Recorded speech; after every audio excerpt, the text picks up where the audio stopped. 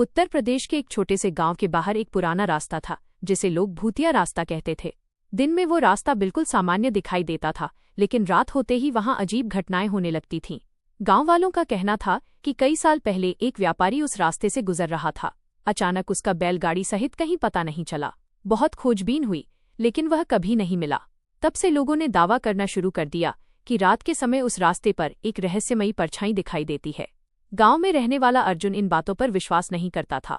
वो सोचता था कि ये सब लोगों की कल्पना है। एक रात उसने सच्चाई जानने का फैसला किया। हाथ में लालटेन लेकर वो अकेला उस रास्ते पर निकल पड़ा। चारों ओर घना अंधेरा था। हवा पेड़ों की शाखाओं को हिला रही थी और सूखे पत्तों की सरसराहट सुनाई दे रही थी। कुछ दूर चलने के बाद अर्जुन को ऐसा लगा जैसे कोई उसके पीछे चल रहा हो। उसने तुरंत पीछे मुड़कर देखा, लेकिन वहां कोई नहीं था। वो आगे बढ़ा ही था कि अचानक उसे रास्ते के बीचों बीच सफेद कपड़ों में एक लंबा आदमी खड़ा दिखाई दिया। उसका चेहरा धुंधला था और आंखें अंधेरे में चमक रही थीं। अर्जुन का गला सूख गया, लेकिन उसने हिम्मत नहीं हारी।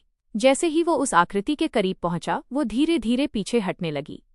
अर्जुन उसके पीछे पीछे चलता गया।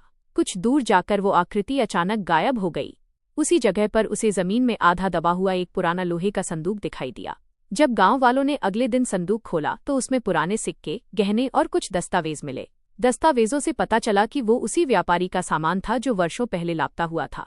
गांव के बुजुर्गों का मानना था कि व्यापारी की आत्मा लोगों को अपने छिपे हुए खजाने तक पहुंचाना चाहती थी। जब उसका सामान मिल गया तो उसकी आत्मा को शांति मिल गई। उस रात के बाद किसी ने भी उस भूतिया रास्ते पर रहस्यमयी परछाई नहीं देखी। धीरे धीरे लोगों का डर खत्म हो गया, लेकिन आज भी गांव के बुजुर्ग उस रास्ते की कहानी सुनाकर बच्चों को रोमांचित करते हैं।